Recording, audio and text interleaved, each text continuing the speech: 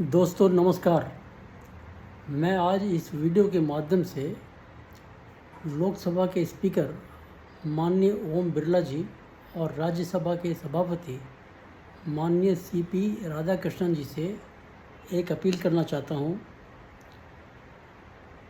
उन्हें मैं याद दिलाना चाहता हूं कि 2023 दिसंबर याद कीजिए।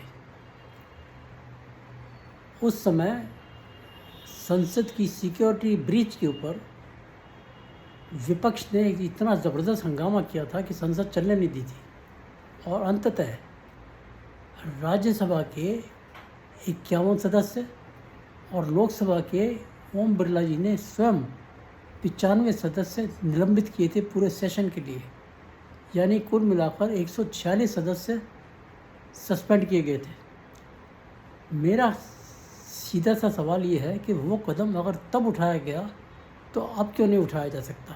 4 दिन से संसद ठप कर रखी है विपक्ष ने, और मतलब जनता के पैसे की कोई वैल्यू नहीं है।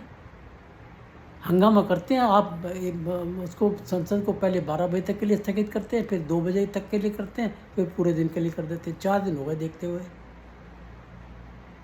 मेरी बात का मानिए, आप बुरा मत मानिए। सदनों को स्थगित करने से आपकी जिम्मेदारी पूरी नहीं हो जाती।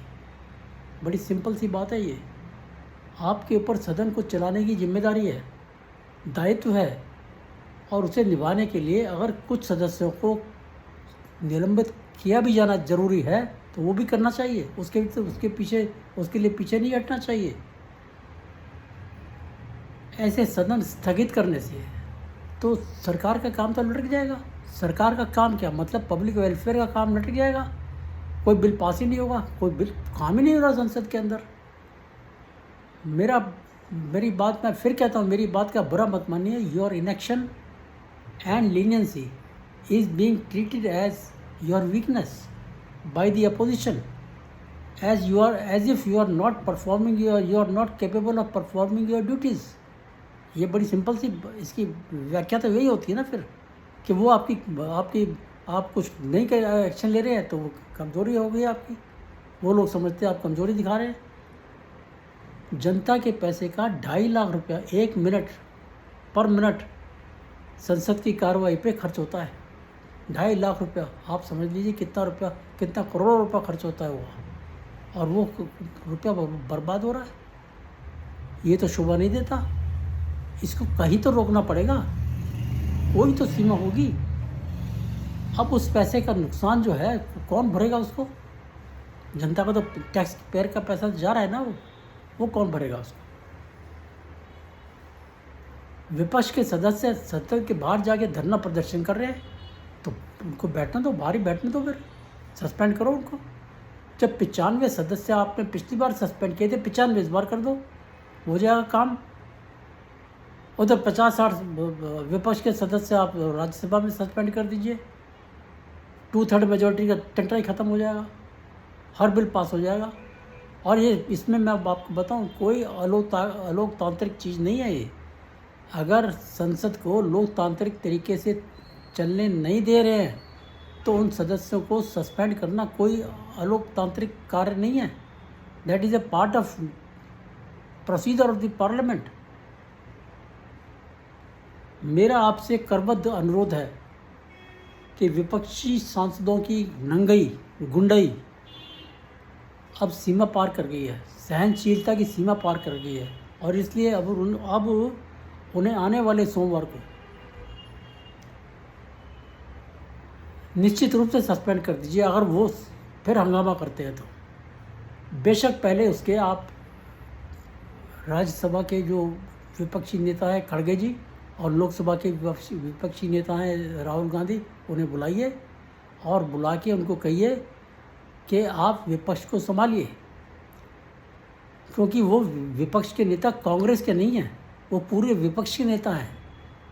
लीडर ऑफ अपोजिशन यही होता है कि वो पूरी अपोजिशन का लीडर है, not for particularly Congress party. आप उनसे कहिएगा विपक्ष को संभालो, वरना सस्पेंशन के लिए तैयार हो जाओ, हम करेंगे सस्पेंड।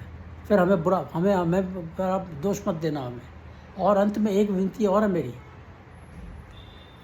जब भी संसद के अंदर हंगामा होता है तो केवल आवाज़ सुनाई देती है टीवी के पर, डीडी न्यूज़ हो, कोई भी चैनल हो, उसके ऊपर केवल आवाज़ सुनाई देती है हंगामा करने वालों की।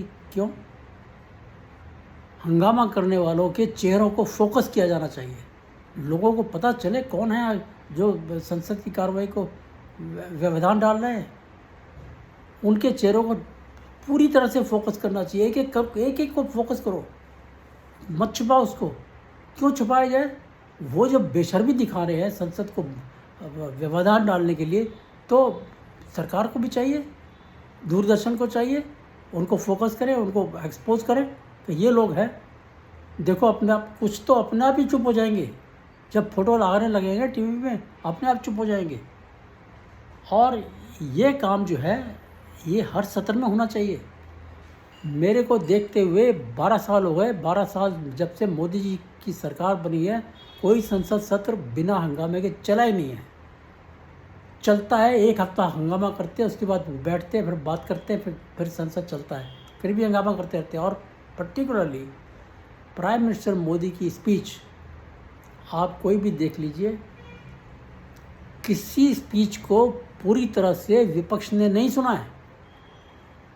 जिसे कहते हैं ना, पूरी अटेंशन से, रैप्ट अटेंशन, कभी नहीं सुना, उसमें भी हंगामा करते रहे हैं।